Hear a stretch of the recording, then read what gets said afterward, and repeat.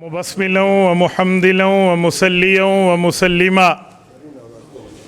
میرے معزز دوستو، شیخ المشائخ حضرت اقدس حضرت مولانا پیر محمد شاہ قریشی دامت برکاتہم العالیہ تشریف لا چکے ہیں، جن کی گفتگو مجھ سمیت آپ سب نے سماعت کرنی ہے۔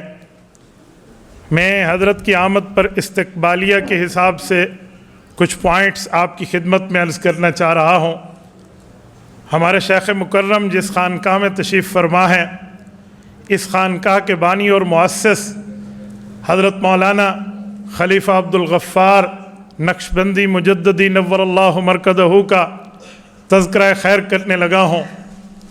ہمارے اکابر حضرات بزرگ تو جانتے ہیں، پر نوجوان نسل واقف نہیں ہے۔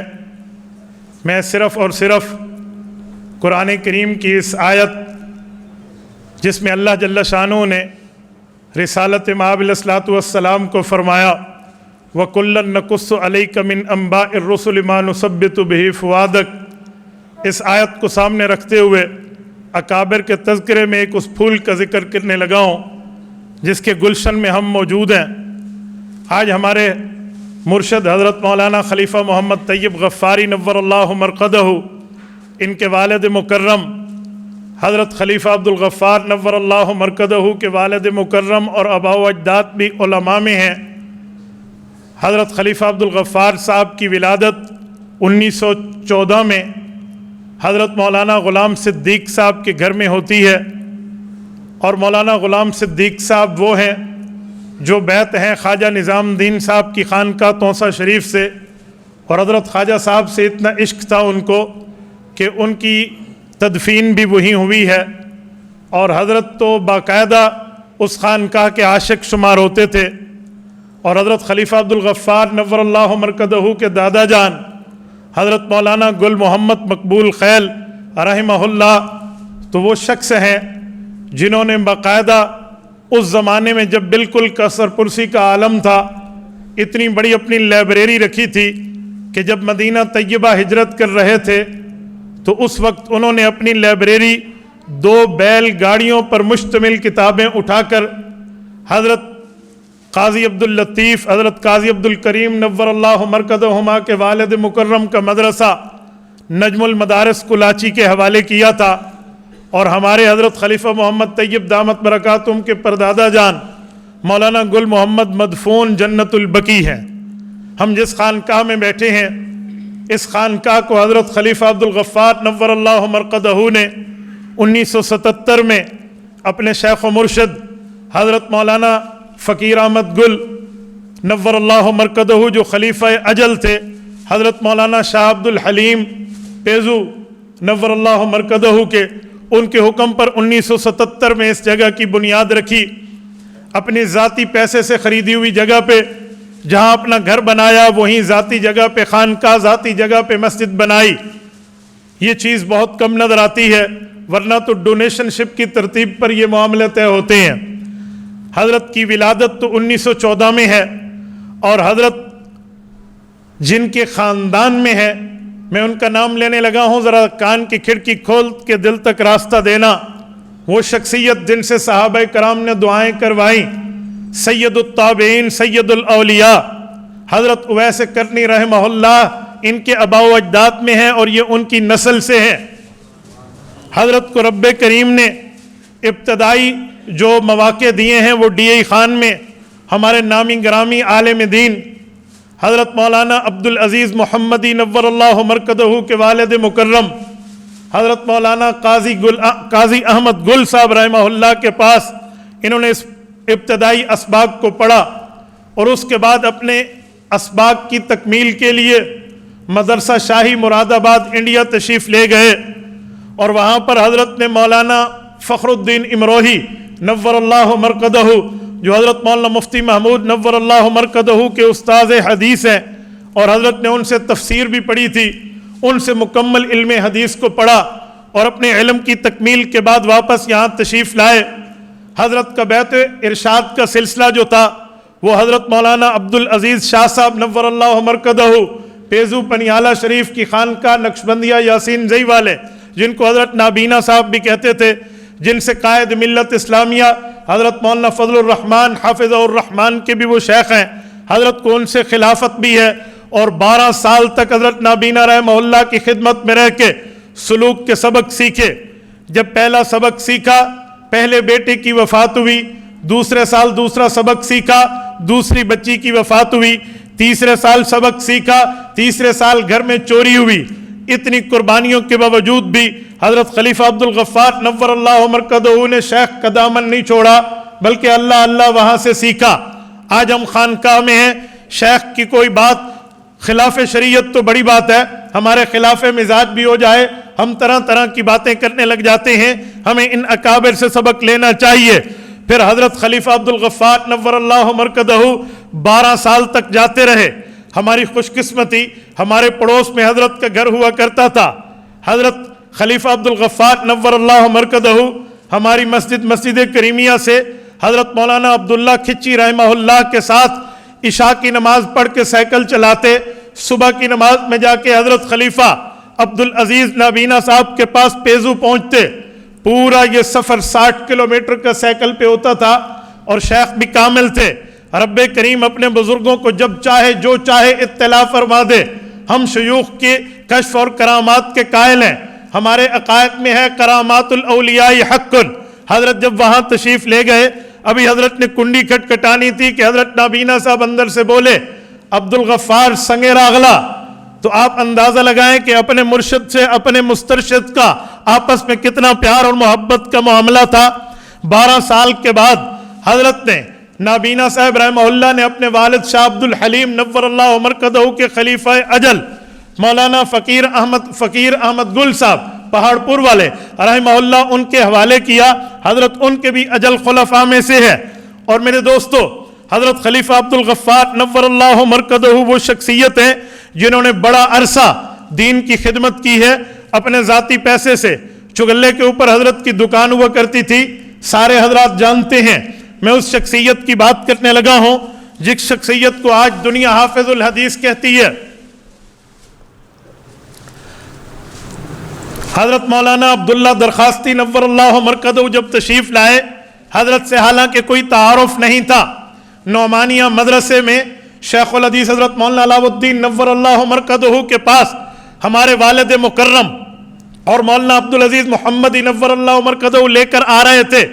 حضرت کی دکان سے حضرت حافظ الحدیث مولانا درخواستی گزرے تو رک گئے، سر اٹھا کر اوپر دیکھا، پھر نیچے دیکھا، اور فرمانے لگے ہمارے والد صاحب کو مولوی محمود یہاں کیا ہے؟ فرمانے لگے یہاں ایک اللہ والے کی دکان ہے، ان کا نام خلیفہ عبد الغفار ہے، ہمارے بہت ہی محترم اور ہمارا پیار کا تعلق ہے۔ فرمایا ان سے ملاقات ہوگی؟ فرمایا جی ہاں، جہاں پر ابھی ہم جا رہے ہیں ان کی دکان بند ہے وہی ملاقات ہوگی۔ حضرت درخواستی سے ابا جی نے پوچھا حضرت خیر؟ فرمانے لگے جی ہاں، میں نے آسمان سے یہاں اس دکان تک نور کی لڑی دیکھی ہے، میں اس بات پہ حیران ہوا یہاں کوئی اللہ والے کا بسیرا ہے۔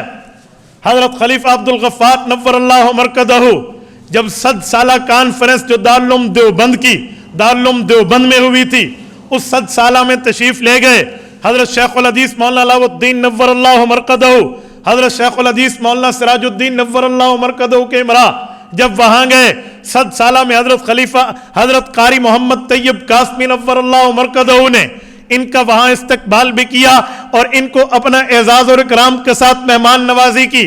حضرت حسین احمد مدنی رحمہ اللہ کے عاشق تھے، ان کی اہلیہ حضرت اماں جان کے پاس تشریف لے گئے اور عرض کیا میں عبد الغفار ہوں، مجھے حضرت مدنی رحمہ اللہ کی کوئی نشانی چاہیے۔